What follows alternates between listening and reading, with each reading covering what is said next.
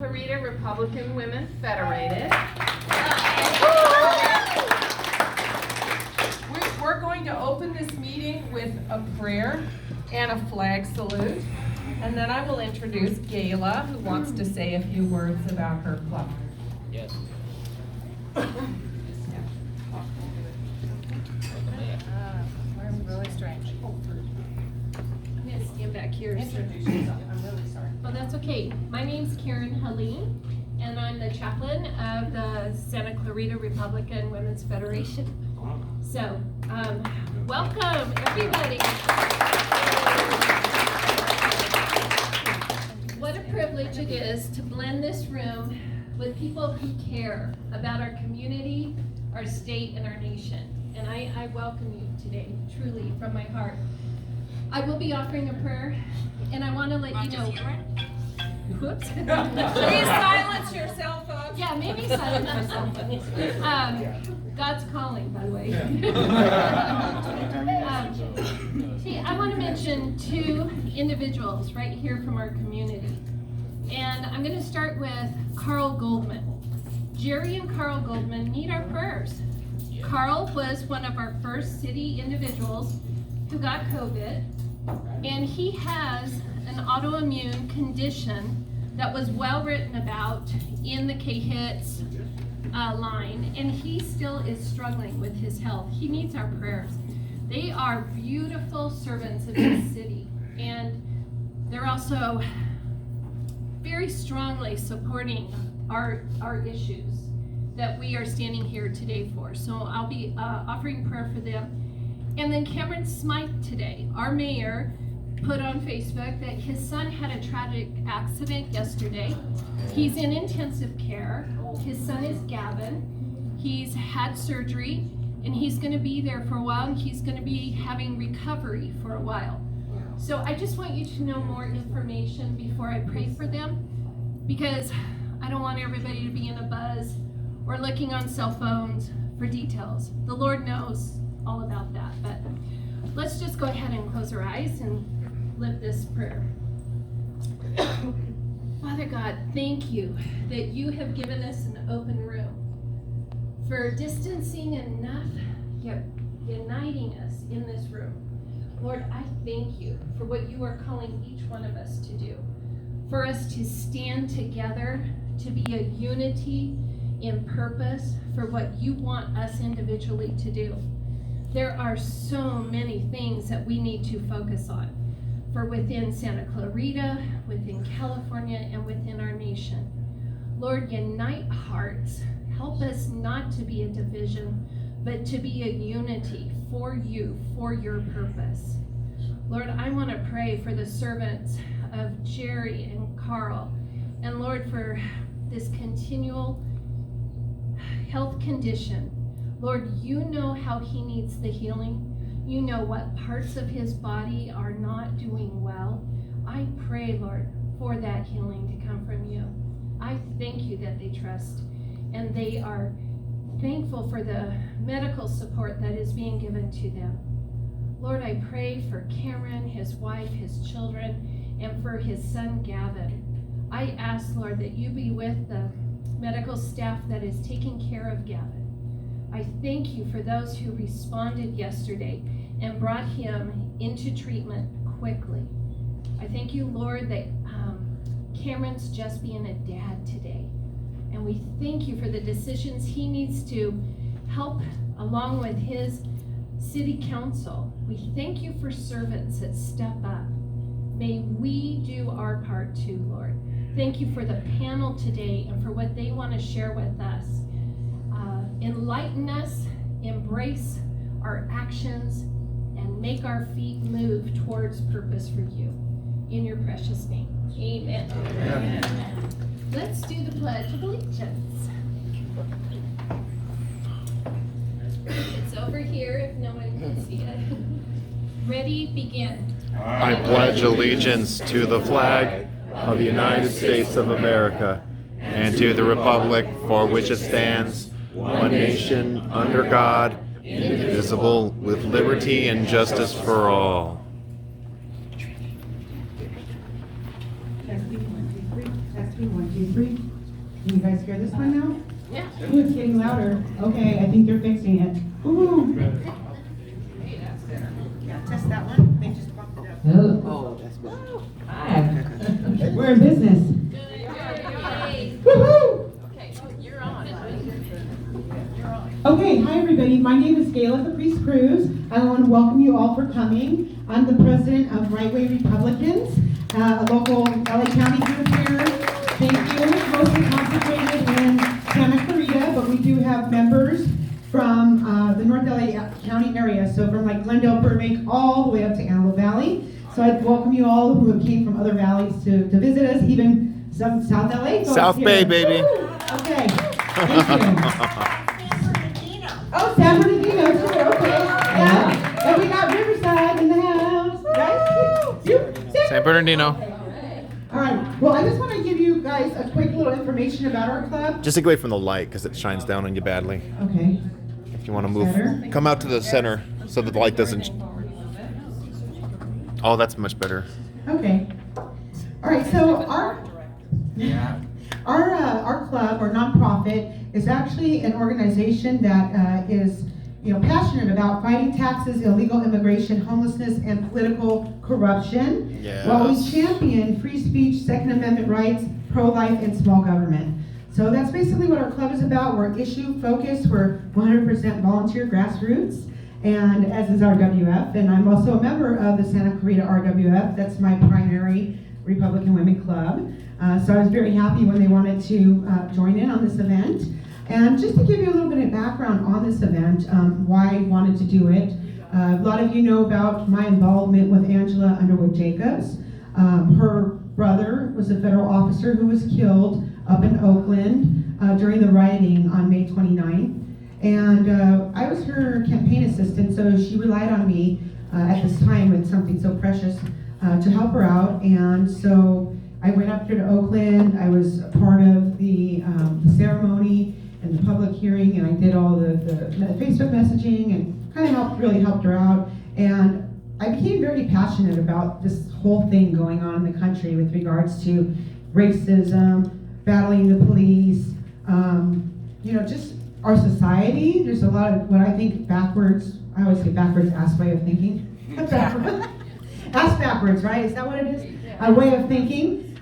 So I wanted to bring everybody together. I have some wonderful panelists who came to join us. And so with that, I'm going to go ahead and introduce the panelists really quick. And they're going to tell you a little bit about themselves. So I will start here, left to right. We have Miss Gilliam here. She's from San Bernardino, involved in youth, and she's Black Americans. What is it? Tell me your handle again here. You said American Advocate, African American Advocate. Right. There we go. Triple A. Yes, and so she's great, really involved with the community. And here I'm going to pass you the mic, and you can tell us a little bit more about your involvement. Is there a timekeeper here so I can see time for 2 minutes? Who's going to be doing the time for us? 2 minutes. Okay. We got it. Yeah. Please keep us on track because I can talk for a long time. So thank you for inviting us here. And what I was, everybody say I have a little notebook here. So K-Mac does the same thing. For those you don't know who she is, that's what my nickname for it is, Kaylee McEnany. She is all gangster. I love her where she's at. So I'm over 60 now and it's very hard to sometimes keep track of all the facts and stuff, so I have to write those down. So anyway, I'm from a city that was an all-American city about 50 years ago, okay? We had low poverty rates, low homelessness, high education rate, low unemployment, and low police presence. You fast forward another 40, 50 years, now our city is one of the most dangerous cities in the United States to live, according to FBI. High crime, poverty rates, high homelessness, low education ratings, high police presence. We are either in our city coming in out of or going out of bankruptcy. And it's now rated one of the poorest cities to live. That's in 40 years. I ran a football league for about 40 years, also in the 60s, 50s and 60s. I actually grew up in the South, okay? In the South, when they had segregation, we know what real racism looks like. This ain't it, guys. class, okay? So I do historical talks, and mainly I do those because I want to dispel a lot of myths and rumors and to point out the hypocrisy that you see a lot going around. I started working with kids about 20 years ago. I ran a youth football league where we did the fundamentals of football and learned about God, and we had ministers there, actually coaches that prayed with our kids and really gave a good foundation. Now the kids were great, but the parents were actually jackasses, okay? Everybody thought their kid was going to be Reggie Bush. That didn't happen. Most of the kids can read. But in our program, we were something different. And I've had that program for 5 years. Now, the kids told me that, Ms. Ashley, as soon as I get my contract, okay, we're going to come back and take care of you. It's all these years later, I haven't seen one dime for any little ungrateful kids yet. But what I can say is that most of them that we knew are doing great. There are a lot of kids that would have been in jail or the graveyard if they didn't have that foundation. It's being involved, and that's what we work. One thing I have to say, what Hosanna 4:6, my people are destroyed for lack of knowledge. I say children are perishing for lack of knowledge. Thank you. And what are we saying about ourselves here? Whatever you want them to know, why you're qualified to be on this panel. Okay, well, I believe I'm qualified. I mean, I'm an old school dude from the hood. I grew up in South LA. I grew up in South Central. At the time, they called it South Central. Now it's South LA. I guess they took the Central out, so it wouldn't sound so bad. But Right. At the time it was rough goings. I grew up where actually around the corner from where I lived on 66 and Dinker is where the Crips started. The Crip gang started, and that was back in the 60s, I guess, somewhere around the late 60s. But I've been around a long time, and as a result, I didn't run with them, and I seem to go a different pathway, which is what I have to basically say to kids in my, in their predicament. Instead of living as a victim, why don't you start learning some principles that will help to rise above that? And this is what I try to embrace and teach to other kids as well. So I am basically a martial arts expert. I teach martial arts for about 50 years. I've been training in it, and I found a way to apply it to my life as well as to help others come out of their situation, starting with the youth.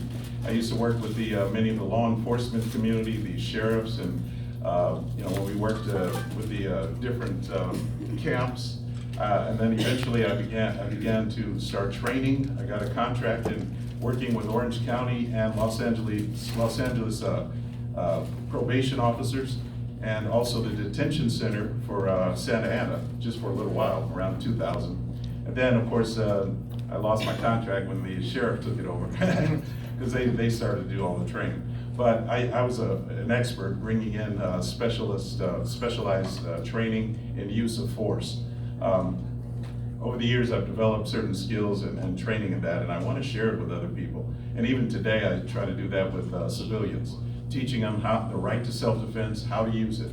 Because we have lost that idea, that understanding of the founders' view of self-defense and the Second Amendment. The Second Amendment goes beyond. Sorry. Oh, that's it. I gotta remind you, we're doing 2 minutes. All right. I didn't pay attention. Sorry. Gail will keep you on task. Good afternoon, everybody. Good afternoon. Some of you know me from running for Congress, my congressional run. I think the last time I was in this room, I didn't do such a good job against Mike, but I'm glad Mike got the job. Anyway, my name is Mark Kripe. I have retired from the Sheriff's Department after 29 years. My tenure with the Sheriff's Department, I worked gangs in custody. I did wiretapping while I was a custody deputy with homicide. I patrolled Lancaster.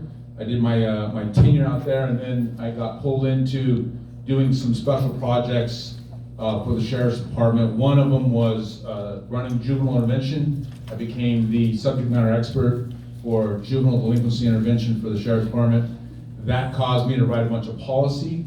I was a facilitator within the Sheriff's Department, teaching ethics and leadership to deputies in the Deputy Leadership Institute, and then I moved on to teaching ethics to supervisors all the way up to the position of chief.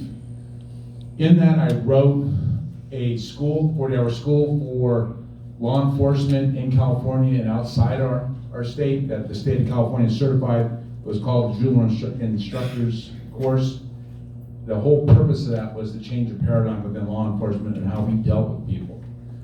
So when we talk about this issue, I have a lot of passion about it. One, I've spent a lot of years. I did over a third of my career fighting this thing of how do we stop recidivism? How do we get people to make better choices and become contributing citizens? Right. And how does law enforcement treat our citizens with more dignity and respect while we do a job that's almost impossible sometimes when people do not treat themselves with that same respect or dignity. And so I think that that 29 years is going to bring a unique perspective to today's conversation. At least I hope so. Thank you. Good afternoon, everyone. Last but not least, I have to go after all these eloquent speakers. My name is Christopher Keeling. I'm also a retired deputy from the LA County Sheriff's Department. I have over 30 plus years with LAPD and the Sheriff's Department. Wow. And my specialty was hate crimes and gangs. So I went around the county instructing law enforcement, civilians on hate crimes. What is a hate crime? What's not a hate crime? What's a hate incident versus a hate crime? Teaching gangs. I taught at the academy. I taught at schools, churches, all over the place. And I retired after 30 plus years and decided to relocate to New Mexico. And that's where my son and daughter had moved to, and he's a cop out there, so I felt the need to be out there so I could kind of help him navigate how law enforcement is today versus how it was when Mark and I first started. It's a lot different. It's a lot different. So in order to be able to help him, I moved out there, plus my grandkids were there. And my wife said that's where we were gonna go. Which is really. That's now the truth of the matter. That should have been your lead-in. That should have been now. After realizing that, we had a lot of experience that we learned, things that we didn't learn and taught here in LA County that other small agencies had not learned, had not arrived to. New Mexico started hitting me up and asking me questions about training. So I'm like, okay. So we organized a company called Star Consulting Group. I reached out to professionals that I knew, experts that I knew, such as Mark and other people from the Sheriff's Department. And Mark gladly joined in and said, let's do this.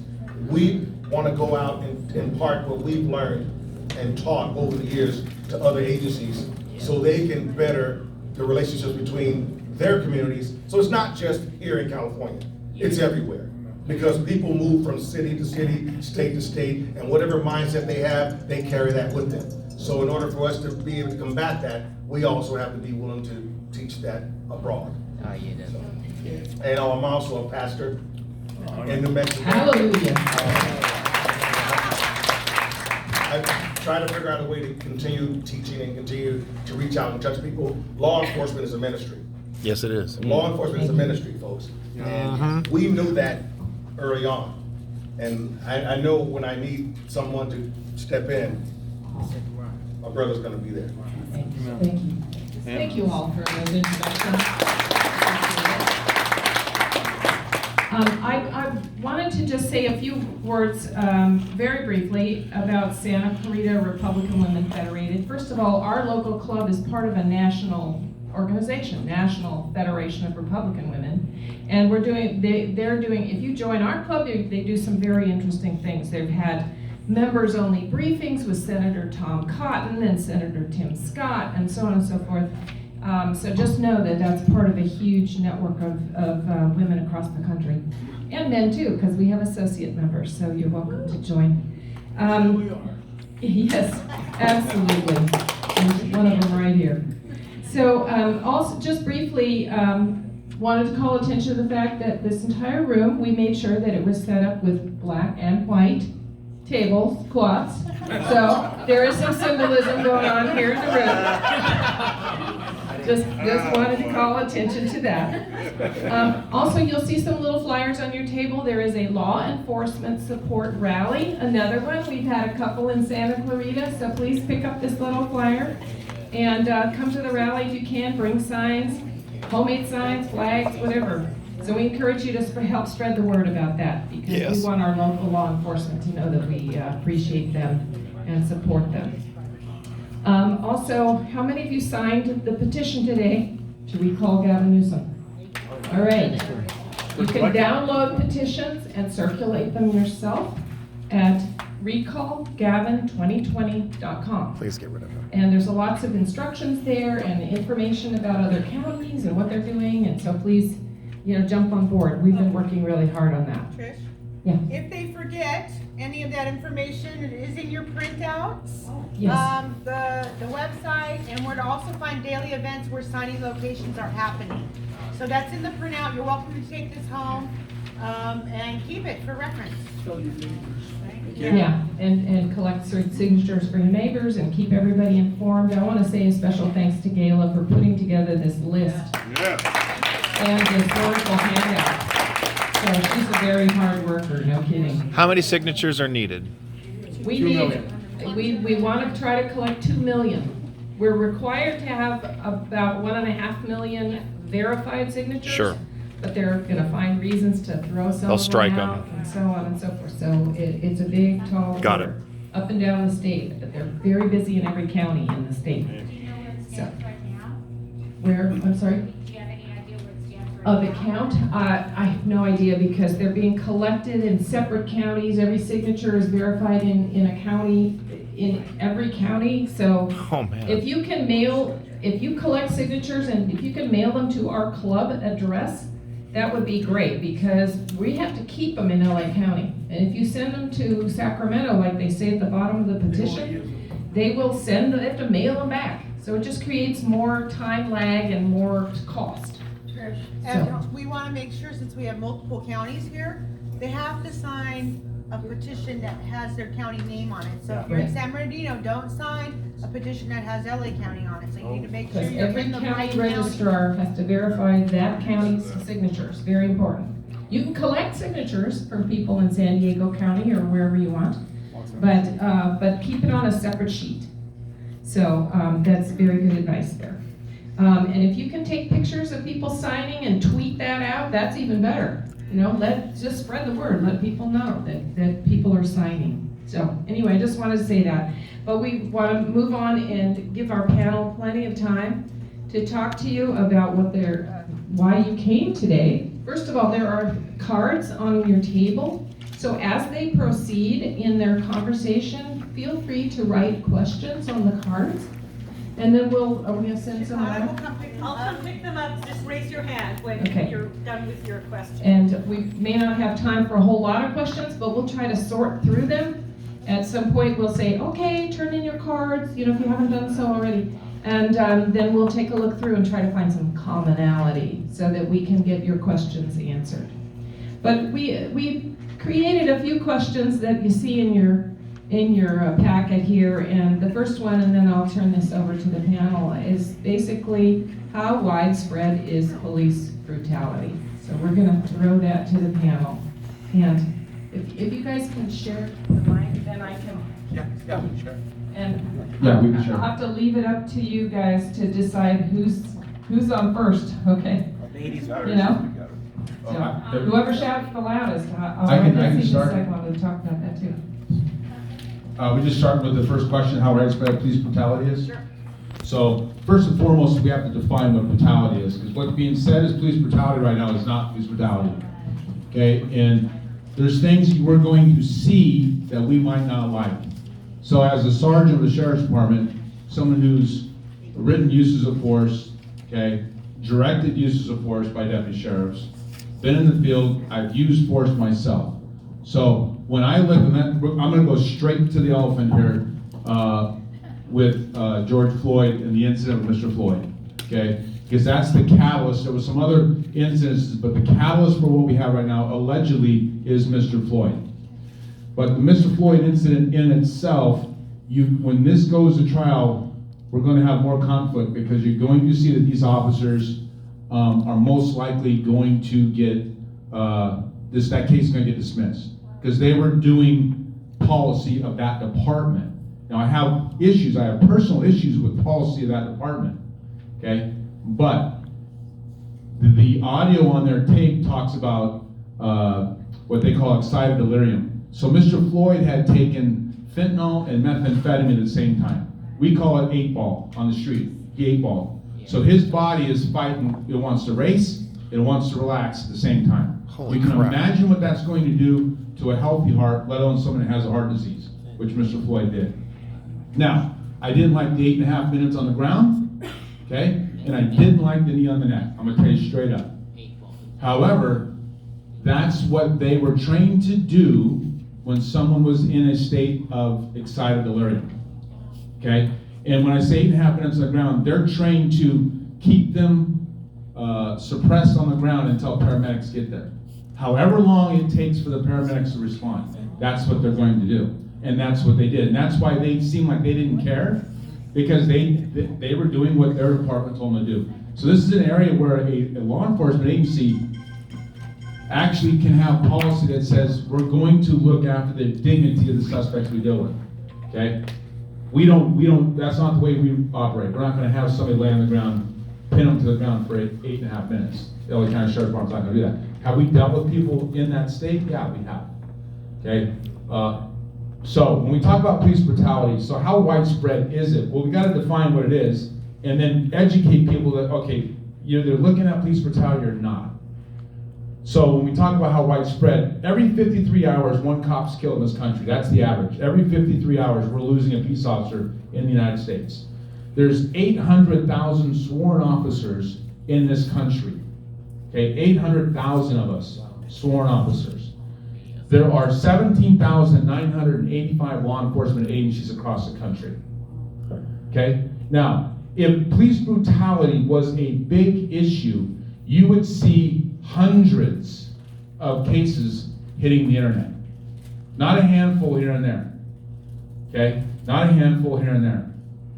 There are millions of citizen contacts every day that go well. That go well. So, do we like what happened with Mr. Floyd? No, I think that agency could have done it better. Was it police brutality? I don't believe it was. Okay. Maybe stupidity, I'll give you that, but I don't think it's police brutality. Okay, I'm sorry to cut you off, but I saw Miss Gillian. Your hand went up right away when this question was read, so I'd like to hear what you have to say. Well, that's because I wrote them down in a few bullet points. Because I have to have it in my notebook here. Okay, anyway, this is people know me, I'm kind of a stats person, so this is going to be real quick. There's approximately 350 million people in the United States. The police made 10 million arrests last year. Out of that, about 1,000 people were killed by police, okay? 370 whites, blacks about 235, Hispanics 158, and then they have others. Unarmed people killed by police. Whites were like 20 to 50, blacks 10 to 40, okay? Now Chicago in 2019, they celebrated, how their death rate had gone down 13%, from 567 to 492. That's unacceptable. Yes, it okay? is. President Trump took office in January 2017, okay? At that time, 2016, Chicago's murder rate was 762 people in 2016. And President Trump, just like now, asked him, let me come in and help you.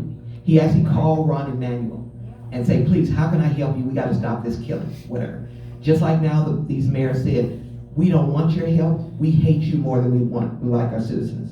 Police killed, line of duty, they said last year was 147. Compared to the violence in these inner cities, 7,500 to 8,000 every year. White wing extremists that you hear about, 38. And that's not all deaths, that's just hate crime. Now I tell the people that are in these inner cities, how many of your husbands, wives, fathers, mothers, children, relatives would be alive today if the Democratic mayors would have taken President Trump up on his offer for assistance? Thousands of people would be alive right now. You have to get involved and get these people out of office. If you have somebody that hates your president more than other citizens, they need to go. The last thing I say, we do not have a systemic racist police problem. What we have is systemic violence in the inner city problem. Thank you. Would you like to move to another question, or did you have something specific you'd like to add? Okay, I'll just add this, that, the thing that comes to my mind immediately with this question is, we have to alternate between, questions by asking this question, how widespread is citizen brutality? Because Very good. there is a principle involved here. Jesus said it himself. The measure you use shall be used against you. The measure you use, the same measure of force you use will be used against you. Newton said this, that the laws of nature, meaning the law of gravity, for every action there is an equal opposite reaction, the law of force. There are certain laws that are involved here that we used to teach our kids. We don't teach it anymore. Therefore, kids don't understand. They don't know. I know this from experience and actually teaching of this. So that question about cop brutality, that seems to be, the left, they sort of define the narrative. Whatever the media or the left or the progressives or the Marxists ask, whatever things they do, I'm not saying that the people who are asking this question are Marxists. I'm just saying that our minds tend to go to police brutality as the issue. That's not the issue. The issue is our cooperation, self-government. That's the real issue. Do we teach our youth how to govern themselves, how to control themselves? Anger. I bet you a lot of these Black Lives Matter people that are, young adults probably never got a spanking. Yes. Yeah, they get a trophy, all that kind of stuff. So we have a different generation, folks. And I'm old school enough to know that, for every action, there's equal opposite reaction. My mom used to tell me that very much. If you don't listen to me here, you get out in the street and the police might kill you. And that's what she used to tell me was I was a kid, I said, oh man, I better listen. So I listened. And I never had a problem. Like I said, I grew up in South Central. I never had a problem with police. Yes, I've been stopped. Yes, I've had a gun pulled on me. But guess what? I cooperated. I stopped when he said stop. Okay? And so I didn't get shot. And that's all I wanted to say about that, basically. Okay, actually, Chris, did you have a comment? Real quick, because everyone's touched on everything I wanted to say. I grew up just about 2 or 3 miles west of Key. The Spark place, right off of 5th Avenue in Florence, right down where the Rodney King riots began. And grew up the same way he did. My mother taught me, do as I say, you'll be fine. She didn't say as I do, because she didn't do anything wrong that I could think of. Because if she did, she had it for me. But the bottom line is, we have to understand this. No amount of force, I don't care how small it is pretty. So when people are looking at force being used by law enforcement, it's gonna look bad. Force always looks bad. But is it always as it's seen? Okay, and then you get people out there who's saying this and that and the other, and that's all in how they want you to think. It's all in how it's put out there. You can say gangs and hate crimes is one thing. You can say, as a matter of fact, it was here in Santa Clarita. They said one year that hate crimes went up by 25%. And they made a big deal out of that. I go, so the chief called me up, Chris, what's going on? I go, sir, what are you talking about? Hate crimes went up in Santa Clarita by 25%. I go, sir, it went from 3 to 4. Right. That's it. It went from 3 to 4. There was 4 left. There was 3 last year. So it's all in how you want to put it out there. All in how you want to spin it. That's just how force is.